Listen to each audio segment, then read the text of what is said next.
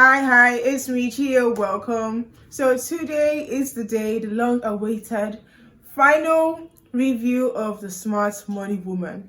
Now, last time I talked about the final chapter of The Smart Money Woman, and I enjoyed that ending so much. But today is the time to talk about my overall experience with the book and the TV series. So before I get into it, I want to talk about some things, disclaimers, I guess. So firstly, I was judging the characters harshly in the Smart Money Woman whole thing. Why? Because these are fictional characters. So I feel a freedom to hold them to higher standards from what people can pull off in real life. Now, the thing is, with the problems I had with the characters, the personality issues I had with characters, in real life, the mistakes or just annoyingness or the bad habits they had will make me angrier than how I reacted to them in the fictional world. But I will not judge them as harshly as I would judge a fictional character. Why? Because humans are complex and you cannot define somebody by just one moment in their life, and I also don't want to just go around judging people. The second thing is my critique of The Smart Money Woman has been generally harsh. I think it's been harsh. I don't know if you think I wasn't harsh, thank you, but I think it's been harsh mostly because I approached it differently from what most readers or watchers approached it as, because I was comparing both the book and I was comparing the book to the TV series, and I looked at it with a critical eye because the aim was to review it and all that. So yeah, I looked at it in a harsher light than people that just wanted to enjoy the book or learn from it for what it was. So the chances are, if you were okay, or no matter my own view of it, the chances are you'll likely enjoy it more than I did. That being said, let's get into my overall impression of The Smart Money Woman. I'm not going to necessarily divide my view of the TV series from my view of the book, because I know they made adjustments to make it work into a series. So it's not just copying exactly as it was, so I can't make very strong comparisons. I'm just going to approach it from my view of some things that threw me off and my view of the characters for both the book and the TV series. I'm going to talk about the negative, and as I'm talking about negative, I'll still include some positive as we go. So the first thing that threw me off was the fact that the show was not available anywhere else.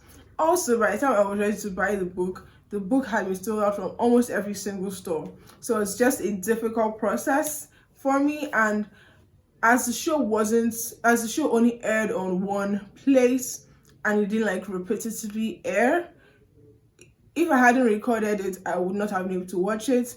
But I couldn't record episode 1, so I had to play catch up, going online to find recaps, and people did not leave recaps of the show, just that episode, and it was hard to find.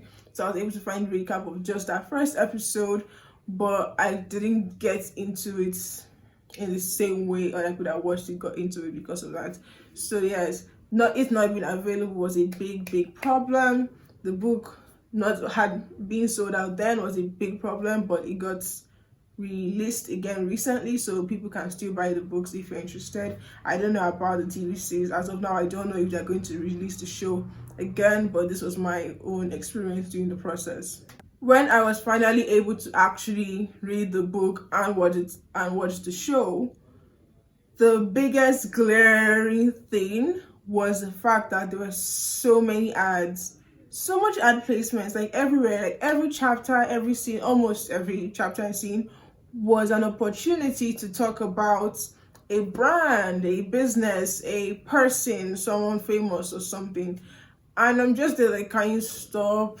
It took a while. I never got over it, but it took a while for me to just accept it as it was, because it was just every single thing. I'm trying to enjoy the story, I'm trying to learn a lesson, and next thing I'm seeing something that's feeling like it's being shoved down my throat. and it's very hard to take in. I know some people don't mind ads and things like that, so people would look at that and might even be interested, as this is like a good promotional opportunity to find brands and things like that. But for someone like me, it was just like it was just annoying. I hated it so much, reading the ads, looking at ads in every single manner. Was so difficult for me. Now, with that out of the way, I want to get into the characters, the side characters mostly, and these side characters were my what was the reason characters. Like, really, why are these characters written into the show in the first place? There are so many characters that just felt unnecessary, starting from Zuri's ex-boyfriend. In the book, they talked about a relationship with someone else with that same scenario they painted in the TV series, where someone we didn't know or care about. And it was just kind of like, oh, what's the point of talking about it in the book? So when it was introduced in the TV series, I was excited for it because I thought, okay, they've turned this to actually mean something to the characters, and it has been like a big decision maker thing for Uzuri, so maybe we have drama here. But no, we don't. First episode or first 2 episodes, this character is already not important and did not actually do anything to affect Zuri's life, so it was just a very unnecessary character. But the most unnecessary character, which I remember saying it before, that if this character has no point, I was going to be so pissed. I still don't know his name because he was that irrelevant to me, but it's the guy that was always coming to Zuri's office claiming to be her best friend and proposing pyramid schemes to her. He was completely unnecessary to the point where they stopped even showing him in some of the episodes. And like, why was he introduced then? Because he's not funny. He's just annoying. He's not moving the plot in any way. He's not, like, I thought, okay, maybe the idea of pyramid schemes, Zuri is going to fall for this and she's going to join one of these schemes, but she never did. So he was never relevant and was easily killed off in the story. So honestly, I seriously ask, what was the purpose of introducing this character? Because he wasn't even there in the book. Getting that out of the way, I'm going to look at the main characters. I'm just going to rank the characters from the one I like the most, from the one I like the least. So my all-time favorite character was Lara, then we have Adeswa, then we have Ladun, then we have Tammy, then we have Zuri, then we have Shola, then Soji, then Chinasa. Now, of course, I loved Lara once they introduced her in the book and in the TV series, like proper. That's when the story picked up for me. That's when I actually started enjoying my experience with the Smart Money Woman. Lara was just a delight to read about. She actually was someone focused, sure of herself, but we still saw the things she was struggling with, guilt that she didn't have to go through, actually handling her family issues. She had more financial challenges because she's like living for more than one person kind of thing. So it was very interesting to see Lara, and Lara had a very natural personality. Now, I really like the actress, like the person in real life, but she just has a good way of acting that seeing her as Lara, I could believe who Lara was just very, it flowed very naturally. The light jokes, the serious moments, everything just flowed really nice with Lara, and it honestly made the series so much better for me. Seeing someone like that, someone that I could relate to in that much, it was just a really nice addition to the Smart Money Woman. Then we have Adeswa. Now, I didn't like Adeswa's thought process throughout the series, and like my like for her was mostly because she was a good friend. She had a way of like, we could still see her strength when it came to her work. She was a no-nonsense person, and she was very, I don't know how to explain it. She was just like a proper person. She just knew how to handle things classy, ladylike, and still handle things well. But for the fact that she was stuck with such a husband that made her stupid, that was what pissed me off. But I was very invested in her story, and I really wanted her to make it. And her story made this, like, carried the whole series, in my opinion. That's why she is my second favorite character. Then we have Ladun. Ladun, at first, I didn't even think she was going to make it as a character I will remember, because her whole job in the show was just to shop and relax and have fun kind of stuff. She had no real challenges. But once they finally introduced the family challenge, even though she did not like personally solve things, we saw that she was able to actually adapt easily. We saw that she truly loved her husband, and she never really showed any problem in the show. So that is why she's my next favorite character. Then we have Tammy. Tammy is a baby girl for life. Tammy was a problematic character for me, but I still really enjoyed watching her. She made the show lively, even the moments where she was not being like the best person. She made the whole experience lively. Then we have Zuri. Oh my gosh, Zuri was the main character. So it's like, if you have other characters you watch, the main character doesn't have to be your favorite, but still I like when, to some degree, I like the main character. But I didn't like anything about Zuri. Like, I didn't hate anything about her either. She was just there. And it's like, you can't just be there as the main character. We have to be able to like Chio or hate Chio or feel something. It just felt like her problems were not even serious enough, and we were all self-induced, that I just couldn't relate or wish her the best. Sure, I didn't want any of the important characters to go through hardship, but I still couldn't root for Zuri. Then we have Shola. Oh my goodness, I really did not like Shola at all. I can't even, everyone knows, you all know how much I disliked Shola. I can't like hide it. Sure, he was doing well work-wise and he was sensible in a lot of ways, but just how he related to Zuri and just like some underlying things and general aura of Shola was just hard for me to get behind. So he made for an interesting character to read about. But when it came to the acting of Shola, I did not buy it one bit. So it wasn't pleasant to watch. It was just the idea of Zuri having this person in her life that created an extra dynamic to her character that made it worth watching, even though I didn't like the character. Then we have Soji. Oh my goodness, if I met Soji in real life, or if I met a Soji in real life. Let me not say what I would do because I'm not trying to get arrested or anything. But Soji was such a hard character to be okay with. I hated him, simple as that. I hated Soji. And it was just like a terrible human being. But he made for an interesting show because that was like, his rubbish antiques were what gave Adeswa's plot. What gave most of its plots. It's just like, even if it was giving us the story, even though like the story was made because of him, he was just unlikable. He was just a rubbish person, and I hope that nobody ends up with someone like him because he's such a terrible person to be tied to in any capacity. Then we have Chinasa, and Chinasa is a snake. She is a snake. It's like, I wasn't sure I could dislike any character as much as Soji until I met Chinasa. And the funny thing that she didn't even have that many scenes, but it was just like the way she's not a good person. Then how she approached it even was just worse. And it's kind of like the person where like you want to punch in the face. If I could punch Chinasa in the face for free, I would. That's how it is. Like, I don't even need to be paid to punch her. That's like a kind of person that you just have like so much, you just like your fight instinct just kicks in. That's what my experience reading Chinasa was.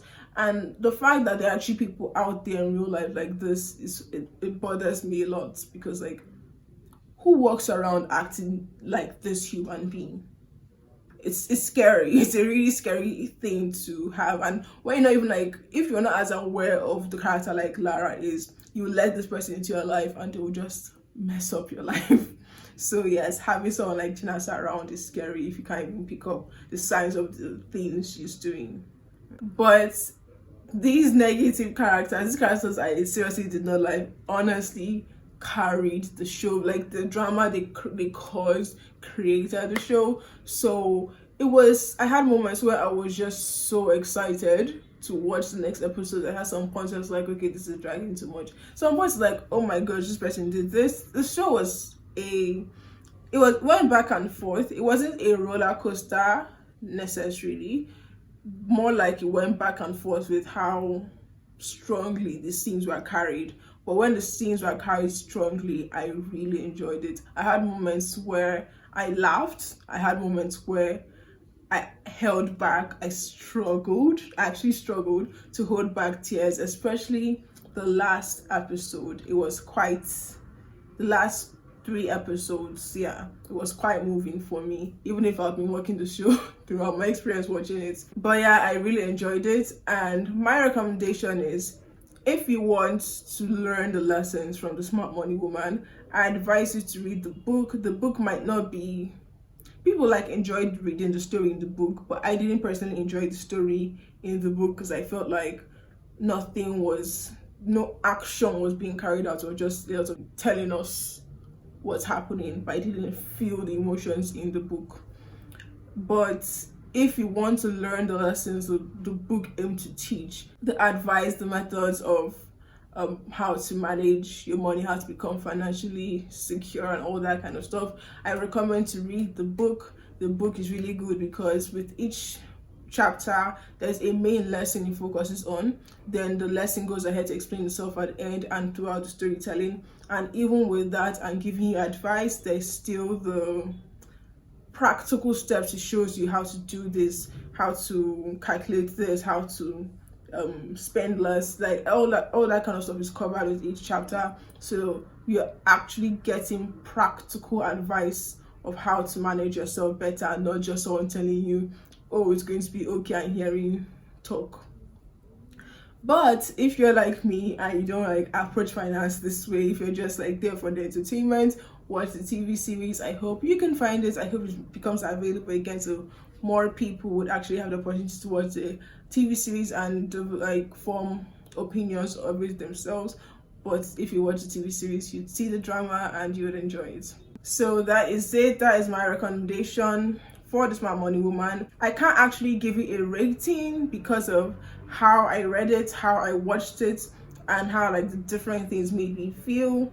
But I'll put it as just about an average rating. So if I was going to rate it out of a 5-star, I'll put it as a 3.